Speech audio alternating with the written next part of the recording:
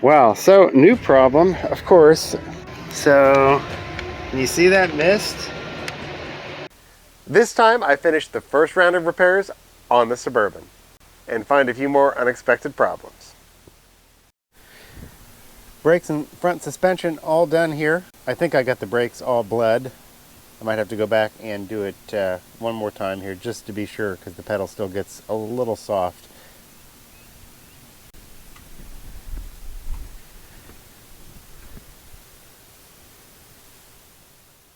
So I do apologize. I had planned to do much more thorough and detailed videos on each one of these individual repairs, but not long after I brought the Blazer back from Cincinnati, we decided that we were going to follow my in-laws on a family trip to Connecticut, which is like 3,000 miles round trip. So a lot of these repairs that were things that I was going to do over time became things that I needed to do before we could go on the trip. And because of that, filming took a back seat. So that's the reason why these first two repair videos are somewhat disjointed and thrown together. So sorry about that, but I was trying to get a lot of work done in a short period of time. So next up, I'm going to service the transmission here. So just pull all of the pan bolts, drop the pan, change the filter, gasket, and the fluid.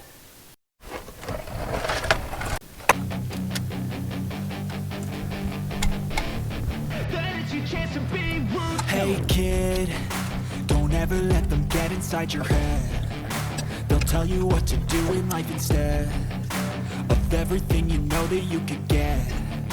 Don't let them guide your life towards regret. I'll fight for what I love with every breath. My past is filled with things I won't forget. I use them all to push me to my best. So treat the worst of times just like a test.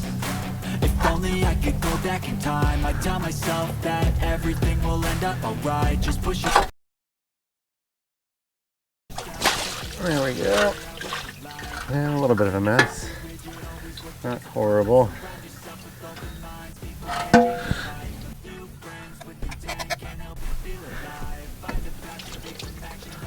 Really doesn't look too bad. So if you've never seen the inside of a transmission pan or a 4L60E pan, this is pretty much ideal for what you want to see. There's a little bit of stuff here in the bottom of the pan, but not really much at all. The magnet's got a little bit of fuzz on it, but no chunks, no big pieces. Not bad. So I'm just going to quickly clean all this up, clean the old gasket off, put the new gasket on, the new filter in, and then put it back together. It's that simple. Alright, new filter's in, gasket's on, pan's back on, so now it's time for fluid.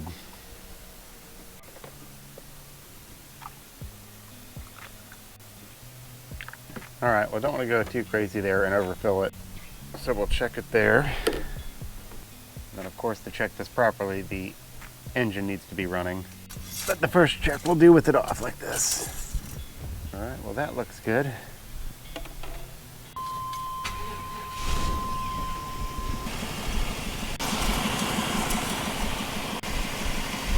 Alright, so yep, definitely need more.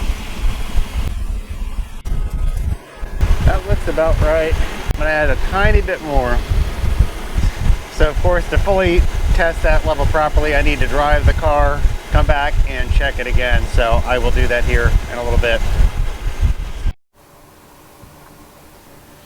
Okay, so I'm going to attempt yet again to do this fuel filter. So this is very crusty. I've sprayed this a whole bunch of times with penetrating fluid. So hopefully that's done its job and I'll be able to get that off now. Home stretch on the steering and suspension and brakes here. But I did just notice one thing now that I got the wheels back on. See if you can tell. So there's the passenger wheel. And there's the driver wheel. So the driver's wheel is turned ever so slightly to the right, but the passenger wheel is much more significant. So I need to adjust this tie rod and shorten this up and bring this passenger wheel back in. Basically, I only need it to be good enough to get me to the alignment shop, but it is a little bit far out, so I want to adjust that. Alright, after a few tweaks, Driver's side slightly to the right. Passenger side slightly to the right. So it's still not a perfect alignment, of course, but that looks better than it did. I also verified that my new brake lines and the ABS sensor harness and everything was clear of both of the tires when I was under there. And I just triple checked the lug nuts and the adjustment sleeves and everything else under there. So I think it is ready to go for a test drive as long as the brakes work when I back up.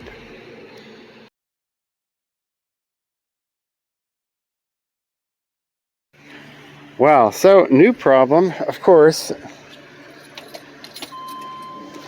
So, can you see that mist? That's fuel. I thought I smelled gas.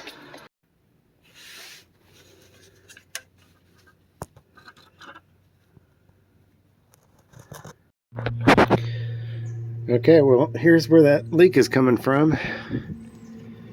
Right here. So this line is shot, and the other one's not much better. So this is the frame right here, torsion bar going up to the back of the engine right there on the firewall. So that's the problem.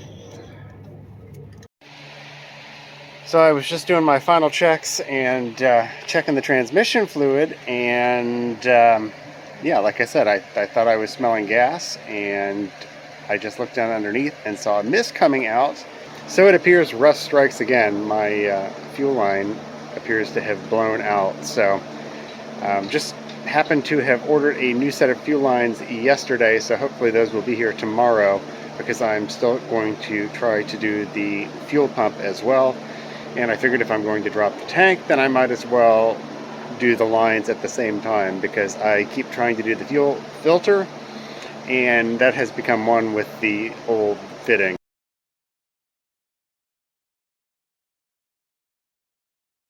Okay, well, I've got a solution here, I think, for the fuel leak, at least temporarily.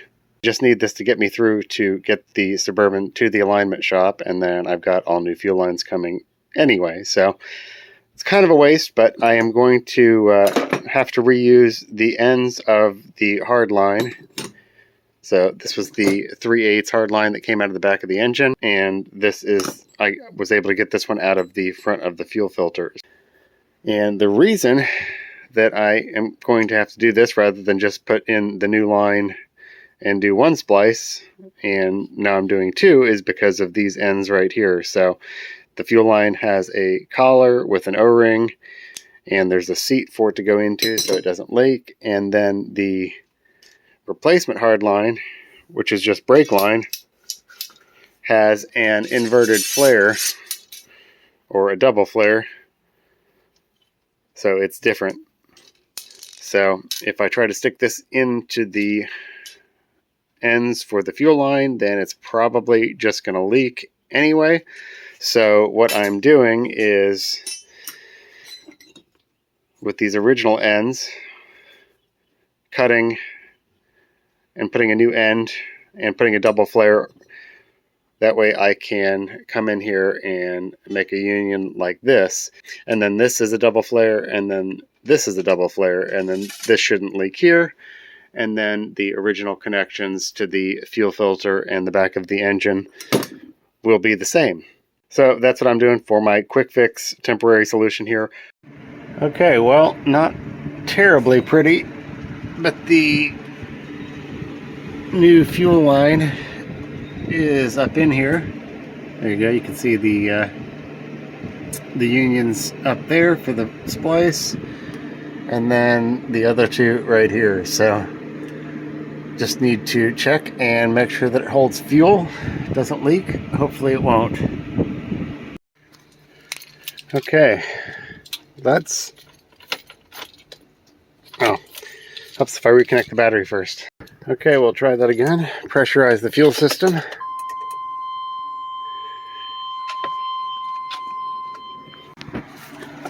Uh-oh, oh, there's some leaks right there. Leaking. Alright, I guess I need to tighten that. Hopefully that'll fix it.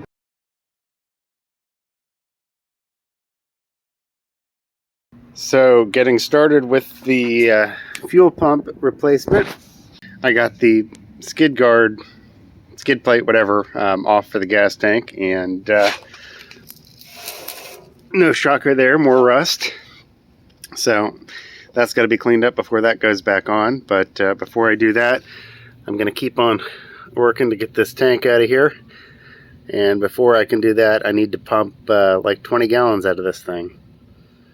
Shield's gone, tank is loose, straps are down, and I'm using my transmission jack for a nice big flat surface. So let's try to lower this down.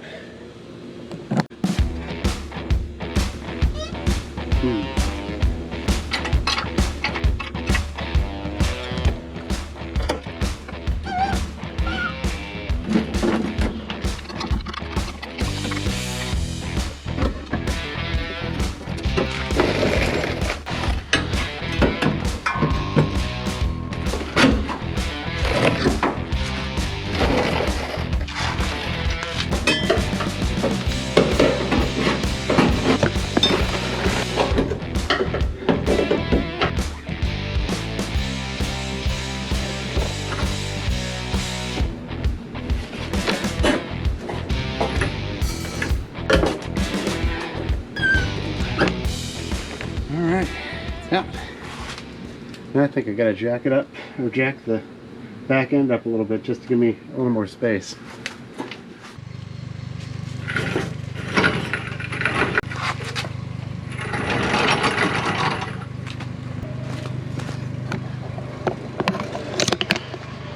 Oh look, more rust.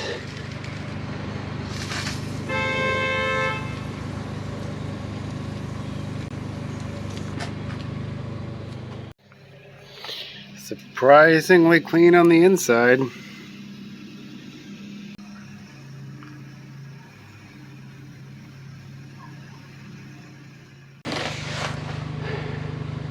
So here's what it looks like up under here.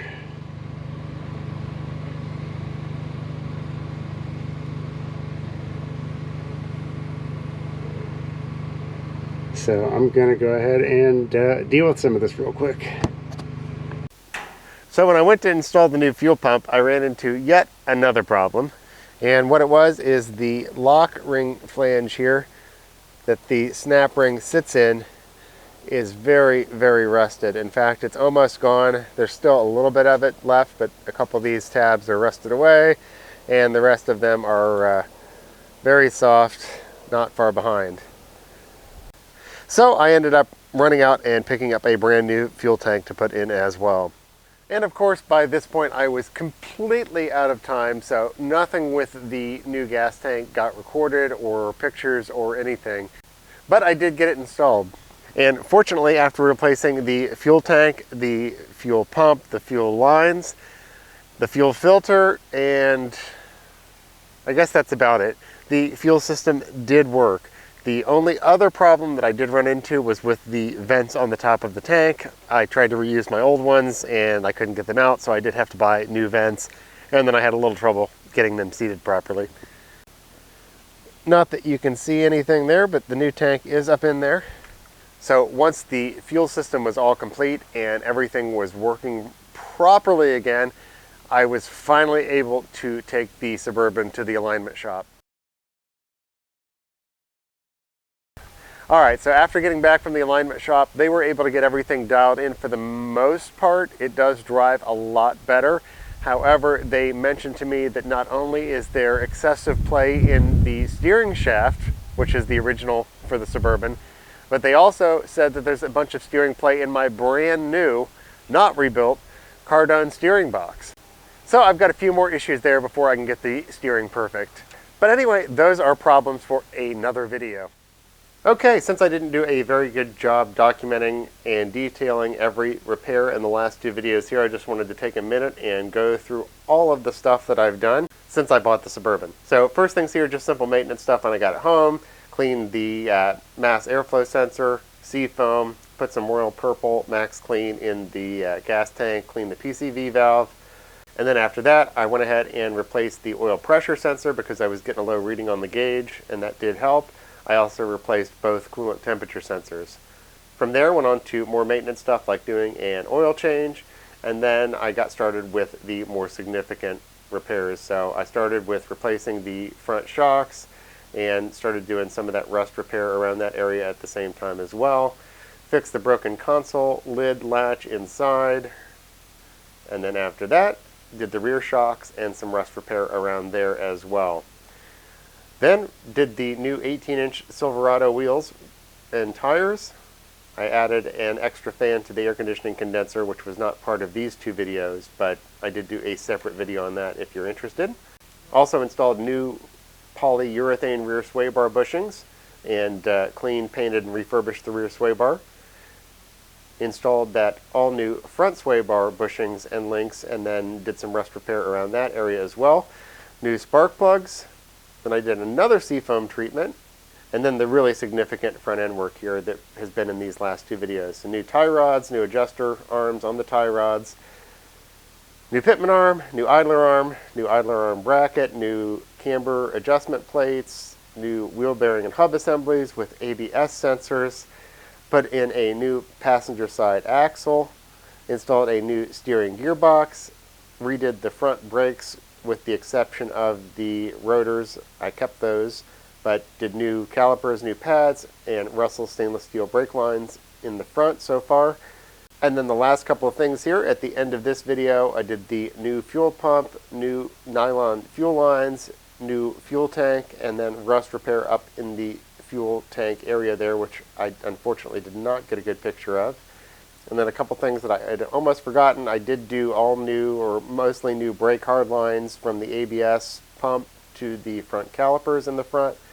Put on a new distributor cap and rotor, and then serviced the transmission with a new filter, fluid, and gasket. So all in all, in just a couple of months here, I'd say that's a pretty good amount of work.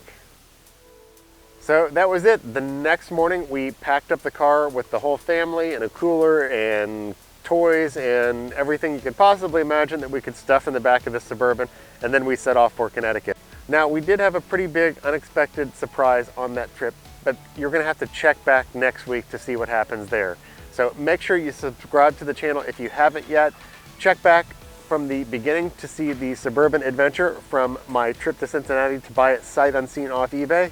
Click the thumbs up and like this video if you did. Leave a comment down below if you've got something to add. And I will see you next week.